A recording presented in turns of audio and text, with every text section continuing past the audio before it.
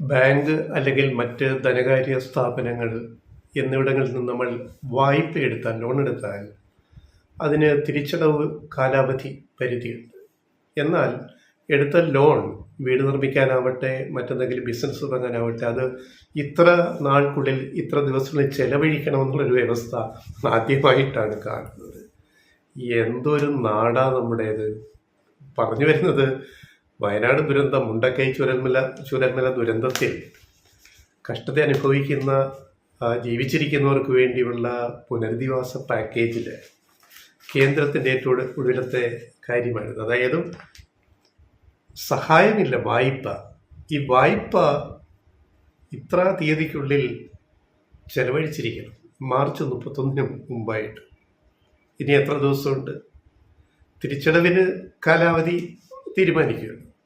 പക്ഷേ ഈ കിട്ടുന്ന തുക എങ്ങനെ ചെലവഴിക്കണമെന്ന് ഈ വീട് വായ്പയ്ക്കോ ബിസിനസ്സിനോ വായ്പ എടുക്കുന്ന പോലെ ഇതിനെ നമ്മളൊന്ന് ആലോചിച്ച് നോക്കി. എന്താണ് കേന്ദ്രം ചെയ്യുന്നത്? അതായത് ഒന്നും നടക്കരുത്, എന്നിട്ട് പറയുക, ഞങ്ങൾ ഇത്ര കൂടി സഹായം ചെയ്തു. സഹായമല്ല, വായ്പയാണ്, തിരിച്ചടവുള്ള വായ്പയാണ്. എന്നിട്ടത് മാർച്ച് 30 അകം ചെലവഴിക്കണം എന്ന് പറഞ്ഞു കഴിഞ്ഞാൽ ഇനി എത്ര നാളുണ്ട്? അത് ചെലവഴിക്കാൻ പറ്റുമോ? അത് ലാപ്സായി പോയില്ല. അപ്പോൾ എന്തൊരു കുത്തിത്തിരിപ്പാണെന്ന് ആലോചിക്കണം. അതിൻ്റെ ഡീറ്റെയിൽസിലേക്ക് പോവാം. പത്രവാർത്ത വായിക്കുക. 592 കോടി വായ്പ വയനാടിന്, കേന്ദ്രത്തിൻ്റെ 592 കോടി രൂപ വായ്പ. പദ്ധതി പൂർത്തിയാകാൻ 45 ദിവസം മാത്രം. മാർച്ച് 31 മുമ്പ് പദ്ധതി പൂർത്തീകരിക്കണം. അപ്രായോഗിക നിബന്ധന എങ്ങനെ പാലിക്കും? അപ്പോൾ മുണ്ടക്കൈ ഉരുൾപൊട്ടൽ ദുരിത ബാധിതരെ പുനരധിവസിപ്പിക്കാനുള്ള പദ്ധതികൾക്ക് കേന്ദ്ര സഹായം ലഭിച്ചില്ലെങ്കിലും ഇത്രയും കോടി രൂപ വായ്പ അനുവദിച്ചു. തുക ഇങ്ങനെ ചെലവഴിക്കാൻ പറഞ്ഞാൽ നടപ്പാക്കുമോ? നടപ്പാക്കാൻ പറ്റുമോ? ഇത് എന്തൊരു സമീപനമാണ്! ടൗൺഷിപ്പിലാണല്ലോ ഇവരെ ഇപ്പം ജീവിച്ചിരിക്കുന്ന രക്ഷപ്പെട്ടവരെ അവിടുന്ന് മാറ്റി പാർപ്പിക്കുന്നത്.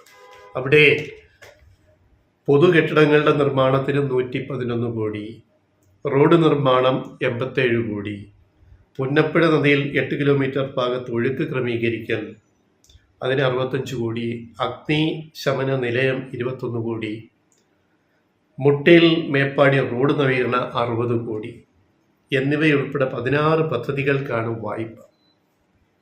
ഈ 16 പദ്ധതികളുടെ ഈ വായ്പ തരുന്നത് 592 കോടി രൂപ. 45 ദിവസത്തിനകം ഇത് പണി തീർക്കാൻ ആരെ കൊണ്ട് വിചാരിച്ചാൽ നടക്കും? ഒരു സാമാന്യ ബുദ്ധി വേണ്ടേ? കേന്ദ്രം പ്രഖ്യാപിച്ച സഹായം എന്തിനു വേണ്ടിയാണ്? ഒരു പ്രഖ്യാപനം. എന്നിട്ട് നിങ്ങളിത് മാർച്ച് 30 മുമ്പ് ചെലവഴിക്കാൻ പറഞ്ഞു കഴിഞ്ഞാൽ ഏത് ഗവൺമെൻറ്റിന് ഈ ലോകത്ത് ചെയ്യാൻ പറ്റും? ഏത് സർക്കാരിനും ചെയ്യാൻ പറ്റും? ഒരു റോഡ് നിർമ്മിക്കാൻ എത്ര നാൾ വേണം നമുക്കറിയാം.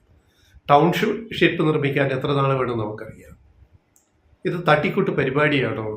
തട്ടുകട തുടങ്ങുന്ന പോലെ 2 ദിവസത്തിനകത്ത് കൊണ്ടൊരു തട്ടുകട തുടങ്ങുന്ന പോലെ തുടങ്ങാൻ പറ്റുമോ? ഇതൊക്കെ ഇത്ര വളരെ മോശമായ രീതിയിൽ കേരളത്തോട് ഇങ്ങനെ പെരുമാറുന്ന ഒരു കേന്ദ്ര സർക്കാർ നമ്മുടെ രാജ്യത്തിൻ്റെ ചരിത്രത്തിലുണ്ടായിട്ടില്ല.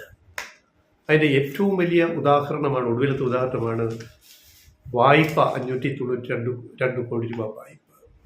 ധനസഹായമല്ല, വായ്പയാണ്. പലിശ സഹിതം തിരിച്ചടയ്ക്കണം. എന്നിട്ട് പറയുക, നിങ്ങൾ 31 മുമ്പ് ഇത് ചെലവഴിച്ച് തീർക്കണം. എവിടെ? ദേവേന്ദ്രൻ വിചാരിച്ചാൽ ചെയ്യാൻ പറ്റുമോ? സാക്ഷാൽ ബ്രഹ്മാവ് വിചാരിച്ചാൽ ചെയ്യാൻ പറ്റുമോ? ഞങ്ങൾ പ്രഖ്യാപിച്ചു, പക്ഷേ നിങ്ങളെ കൊണ്ട് നടക്കില്ല എന്നറിയാം. എന്ന് പറഞ്ഞാൽ നടക്കാത്തത് കഴിവില്ലായ്മ കൊണ്ടല്ല, തീയതിയില്ല, സമയപരിധിയില്ല, സമയമില്ല. ഞങ്ങൾ പ്രഖ്യാപിച്ചു, ഞങ്ങളത് ഒരു വാർത്തയാക്കും.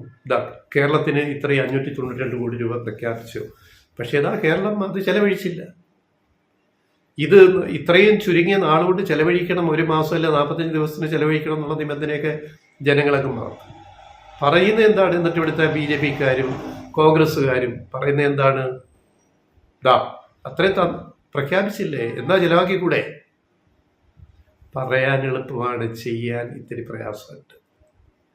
ഇതൊക്കെ മനസ്സിലാക്കാത്ത കേന്ദ്രമല്ല, കേന്ദ്ര സർക്കാരല്ല ഇവിടെ ഉള്ളത്. ഇത് ഒരു ഉഡായിപ്പ്, അടുത്തുഡായിപ്പ്, കേരളത്തെ പറ്റിക്കാനുള്ള അടുത്തൊരു ഉഡായിപ്പ്. അത്രയേ ഉള്ളൂ. ഒരു സഹായവും ഈ നാടിന് ചെയ്യാൻ ഈ കേന്ദ്ര സർക്കാർ ഉദ്ദേശിക്കുന്നില്ല എന്നത് ഒരിക്കൽ കൂടി വ്യക്തമാക്കുന്ന ഈ സംഭവമാണിത്.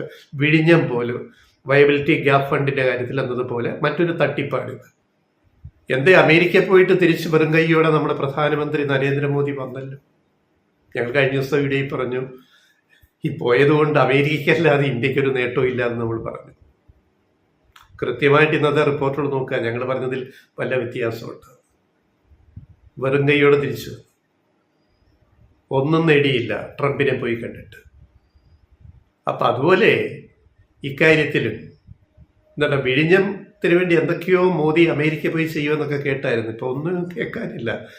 അതുപോട്ട് അതിനപ്പുറത്ത് വേറെ എന്തെങ്കിലും ഉണ്ടോ? വേറെ ഒന്നുമില്ല. വന്നിരുന്ന് തള്ളുന്നതിനൊരു കുറവുമില്ല. തള്ളാൻ കുറെ തള്ളുകാരുണ്ട്. എത്ര നാളിങ്ങനെ മുന്നോട്ട് ഇത് പോകും?